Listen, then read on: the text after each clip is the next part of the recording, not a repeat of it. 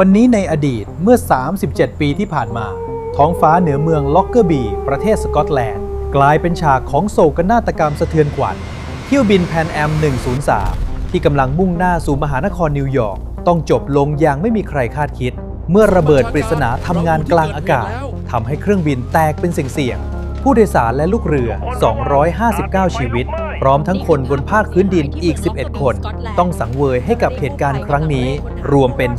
270 รายนี่คือโศกนาฏกรรมจากการก่อการร้ายทางการบินที่ร้ายแรงที่สุดครั้งหนึ่งในประวัติศาสตร์เหตุการณ์ครั้งนี้ทำให้ทั่วโลกต้องตระหนักถึงภัยของการก่อการร้ายและนำมาซึ่งมาตรการรักษาความปลอดภัยทางการบินที่เข้มงวดขึ้นอย่างที่ไม่เคยมีมาก่อนแม้เวลาจะผ่านไปนานแต่ความทรงจำของแพนแอม 103 ยังคงเป็นเครื่องย้ำเตือนถึงความสำคัญของการต่อต้านการก่อการร้าย